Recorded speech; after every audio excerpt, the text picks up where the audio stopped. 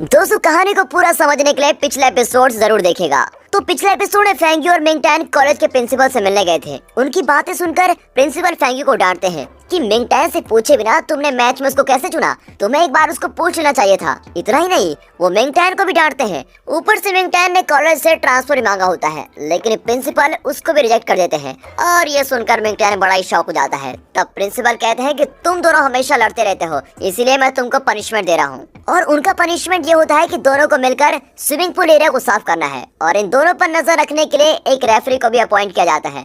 तुम चुपचाप क्लीनिंग करो, ये कहकर रेफरी आराम से कुर्सी पर बैठ जाती है। फिर दोनों मुंह बंद करके पूल को क्लीन करने लगते हैं।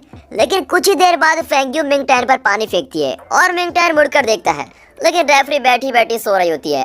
और अब मिंगटैन सोचता है कि मैं चुप क्यों रहूं, और बदले में मिंगटैन भी फेंगी पर पानी फेंक देता है और इस तरह दोनों लड़ रहे होते हैं। तभी अचानक रेफरी की नींद खुल जाती है और इनको देखकर वो डांटती है कि तुम्हारी लड़ाई रोकने के लिए तो प्रिंसिपल ने तुमको पनिश किया था और तुम दोनों पनिशमेंट में भी लड़ रहे हो। फिर वो दोनों के पैर साथ में बांध देती है और कहती है कि अब देखती हूँ कैसे लड़ते हो। अब दोनों ठीक से चल भी नहीं पाती और बार बार गिर रहे होते हैं। और तब मिंगटैन एक आइडिया देता है कि जब मैं 1 कहूँ तो तुम वो वाला पैर आगे रखना और 2 कहने पर हम दोनों ये वाला पैर आगे रखेंगे। फिर वे 1 2 1 2 कहकर उस पूल को क्लीन करने लगते हैं। अब पूल साफ करने के बाद दोनों बहुत थके होते हैं और वहीं बैठकर सो भी जाते हैं। लेकिन फेंगी झट से जाग जाती है और देखती है कि मिंगटैन बड़ी गहरी नींद में है। अब वो मिंगटैन की आंख, नाक और मुंह को एक पेंटिंग की तरह निहार रही होती है। फिर उसकी नजर मिंगटैन के गले पर पड़ती है, जहाँ उसका बड़ा एडम एप्पल नजर आता है। फेंगी उससे बहुत ही ज्यादा अट्रैक्ट हो जाती है और उसको टच करने में मिंगटैन के पास जाती है। इतने में मिंगटैन उठ जाता है और पूछता है, ये तुम क्या करने वाली थी? फेंगी कहती है कि वो तुम्हारे गले में कीड़े जैसा कुछ रेंग रहा था, मैंने उसको हटा दिया। मैं तो तुम्हारी मदद कर रही थी यार। और फिर वो पैर की डोरी खोलकर भाग जाती है। अब मिंगटैन सोच में पड़ जाता है कि ये मेरे पास आई क्यों थी, कहीं मेरा गला दबाकर मुझको मारना तो नहीं चाहती थी।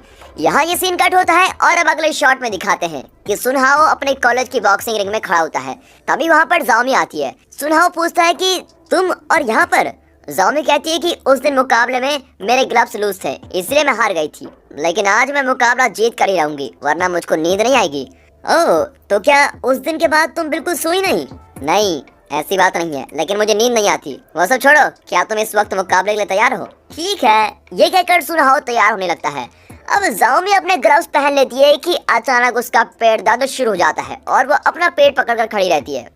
लेकिन सुनहाओ उसकी सिचुएशन को समझ लेता है और उसके पास जाकर कहता है, मुझे तुम्हारे साथ फाइट करने में डर लगता है। इस वक्त फाइट के लिए मैं मेंटली प्रिपेयर नहीं हूँ, इसलिए मैं हार जाऊंगा। क्यों ना हम फिर कभी फाइट करें? ये सुनकर जाओमी बड़ी शॉक हो जाती है। लगता है वो पेट दर्द के बावजूद किसी तरह से आज फाइट करके सुनहाओ को हराने के मूड में थी। वो कहती है कि फाइट के लिए मेंटल प्रिपरेशन की कब से जरूरत पड़ने लगी, तुम झूठ मत बोलो और मेरे साथ फाइट करो। और उसके लाख मनाने पर भी सुनहाओ फाइट के लिए राजी नहीं होता। तो जाओमी उदास होती है कि आज जीतने का मौका अच्छा था, लेकिन वो भी हाथ से निकल गया। उसे अब भी शक होता है कि सुनहाओ किसी वजह से झूठ बोल रहा है। और तब सुनहाओ भागकर आता है और अपना बैग उसको पकड़ाकर कहता है कि तुम यहीं रुको, मैं अभी आया। ये कहकर वो दुकान से एक हॉट चॉकलेट खरीद कर लाता है। जाओमी के लेकिन कुछ समझ में नहीं आता। सुनहाओ कहता है कि इसको पी लो, तुम जरा बेहतर फील करोगी, और हाँ, ऐसे वक्त में तुमको ज्यादा स्ट्रेन नहीं लेना चाहिए। ये कहकर वो चला जाता है। अब जाओमी चौंक जाती है कि मेरी प्रॉब्लम इसको कैसे पता चली, ये तो बहुत ही अच्छा लड़का है यार। ये सोचकर वो हॉट चॉकलेट पीने लगती है। अब अगले शॉट में फेंगी को दिखाते हैं, जो मिंगटैन के ख्यालों में खोई हुई है और बार बार उसके बारे में सोचती रहती है और सोचती है कि यार ये मुझको क्या हो गया है, मैं उसे इस तरह से एडमायर क्यों कर रही थी और न जाने मेरी हार्ट बीट इतनी तेज क्यों हो गई। अब उसके इन ख्यालों के बीच पीछे से एक आवाज आती है कि तुम उससे प्यार करने लगी हो। और फेंगी चौंक कर मुड़ती है तो वहाँ 2 लड़कियां कैजुअली बातें करती हुई जा रही होती है। अब फेंगी बड़ी कंफ्यूज होती है कि क्या मैं सचमुच उससे प्यार करने लगी हूँ। फिर मिंगटैन को दिखाते हैं, जो अपने भाई बहन के साथ एक बिल्डिंग के अंदर जाता है और तब बाहर जाते हुए एक लड़के को देखकर वो जरा चौंक जाता है और तेजी से अंदर जाता है। फिर कुछ ही देर बाद बाहर जाने वाले होते हैं कि अचानक वही लड़का उसके सामने आता है। इसे हम, हाँ, अकड़ू नाम सही रहेगा इसके लिए, ये बहुत ही सूट करेगा। तो वो अकड़ू मिंगटैन से कहता है, क्यों बेटा, तुमसे मिले हुए बहुत दिन हो गए हैं, तुमने मुझे बाहर जाते हुए देखा था ना, मैंने भी तुमको देखा था। और अब मिंगटैन दोनों बच्चों को अपने पास सेव कर लेता है। तो अकड़ू कहता है, मैं तुमको बहुत ही मिस करता हूँ यार। याद है हाई स्कूल में सैंडबैग की जगह मैं तुमको पंच किया करता था और अपनी प्रैक्टिस करता था। मुझसे तुमने इतनी मार खाई है कि पूछो मत, और मैं चाहता हूँ कि तुम हमेशा मेरे साथ रहो ताकि मैं हमेशा अपने पंचेस प्रैक्टिस तुम पर कर सकूं। मैंने तो सुना है तुम ज़ेंगजी स्पोर्ट्स कॉलेज में पढ़ते हो, लेकिन तुम्हें वहाँ पर एडमिशन कैसे मिला? कहीं तुम जादू से एथलीट तो नहीं बन गए? मैं तो ये सुनकर शॉक हो गया कि तुम वहाँ की चैंपियन फेंगी से मुकाबला करने वाले हो। अरे तुम में इतनी हिम्मत कहाँ से आ गई? और इस तरह वो बात करके मिंगटैन को नीचे दिखाने की कोशिश कर रहा होता है।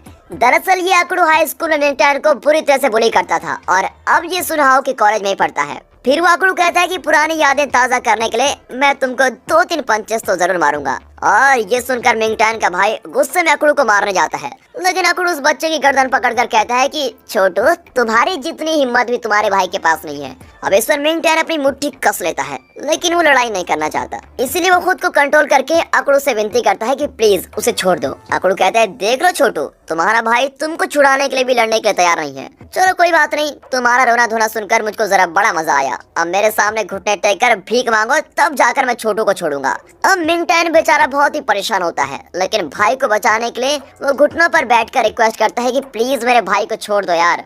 लेकिन अकड़ू उसको लात मारता है और उसके भाई को छोड़कर वहाँ से चला जाता है। फिर मिंगटैन अपने भाई की गर्दन देखने आता है, पर उसका भाई गुस्से में कहता है कि मुझे मत छुओ, लेकिन मिंगटैन उसको कुछ नहीं कहता। अब अगले सीन में अकड़ू को दिखाते हैं, जो मन ही मन सोचता है कि अगर इस तरह अकड़ कर रहूंगा तभी लोग मुझसे डरेंगे और मेरी रिस्पेक्ट करेंगे। बचपन में मुझे कई तगड़े लड़कों ने मारा था और अब मैं उनकी तरह सबको अपनी ताकत दिखाऊंगा, तभी सब मुझको दिलेर समझेंगे। तभी सुनहाओ और जियाओफेंग हाथ पकड़कर चल रहे होते हैं। सुनहाओ को देखकर अकड़ू सोचता है कि मैं भी इसी की तरह चैंपियन बनना चाहता हूँ। तभी तो कॉलेज के पहले दिन ही मैंने बॉक्सिंग क्लब ज्वाइन कर ली थी। दोस्तों, लगता है बचपन में इसने कईयों से मार खाई थी और उसी का बदला लेने के लिए अब ये हर किसी को पीटना चाहता है और खुद को स्ट्रॉन्ग साबित करना चाहता है। अब रात हो जाती है और मिंगटैन को दिखाते हैं। अकड़ू की हरकतों से वो बहुत ही गुस्से में होता है, लेकिन फिर भी खुद को कंट्रोल करता है। अब सोने से पहले छोटू उससे पूछता है, क्या ये सच है कि वो लड़का आपको हाई स्कूल में मारा करता था? आप उससे लड़े क्यों नहीं? देखो छोटू, लड़ने से कुछ नहीं होता, उससे यहाँ पर कुछ भी नहीं बदलेगा, इसलिए मैंने फाइट नहीं की। आप झूठ बोल रहे हैं भैया, हमें तो आप हमेशा स्ट्रॉन्ग रहने को कहते हैं और जब आपकी बारी आई तो आप उल्टा कह रहे हैं।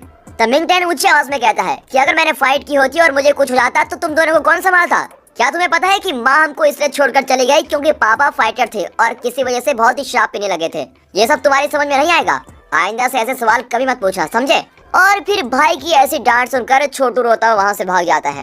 तब मिंगटैन को फेंग्यू की बात याद आती है कि तुम बॉक्सिंग की ट्रेनिंग क्यों नहीं ले लेते? लेकिन क्या ये बॉक्सिंग क्लब ज्वाइन करके ट्रेनिंग लेगा, ये तो आगे जाकर ही पता चलेगा। अब अगले सीन में बायूनो बॉक्सिंग क्लब में ट्रेनिंग के लिए शानदार एंट्री करता है और आते ही वो अपने कपड़े उतारकर पूरे शरीर में तेल लगा लेता है और बॉडी बिल्डर की तरह अपने आर्म्स दिखाने लगता है। तभी अचानक वहाँ की सारी लड़कियां गायब हो जाती हैं। वो अपने किस्मत को कोसता है कि मैं भी मिंगटैन की तरह एक लड़का हूँ यार, फिर उसकी जितनी रिस्पेक्ट मुझको क्यों नहीं मिलती। और ये सब सुनकर मिया उसके पास आती है और हंसकर कहती है कि बेटा, ये स्पोर्ट्स कॉलेज है और यहाँ की सारी लड़कियां टैलेंटेड है। यहाँ की लड़कियां खुद इतने बड़े बड़े आर्म्स लेकर घूम रही हैं, इसलिए आर्म्स दिखाकर तुम उनको कभी भी इम्प्रेस नहीं कर पाओगे। लेकिन हाँ, मिंगटैन की बात तो कुछ और ही है, वो इस कॉलेज का पहला लड़का है। तो क्या मैं सेकंड हूँ? नहीं बेटा बायूनो, तुम सेकंड में नहीं हो, तुम्हारी एडमिशन लास्ट में हुई थी, इसलिए तुम हमेशा लास्ट ही रहोगे। ऊपर से मिंगटैन तो इतना इनोसेंट और अच्छा है कि यहाँ की सारी लड़कियाँ उसे प्रोटेक्ट करना चाहती हैं, इसीलिए वो हम सबको पसंद है। और सुनो, जाते जाते ये सारा तेल साफ करके जाना, समझे? तेल फ्री में नहीं मिलता कि जहाँ चाहे शरीर में लगा दिया, ये जगह बिल्कुल साफ करके जाना, समझे? और ये कहकर वो चली जाती है।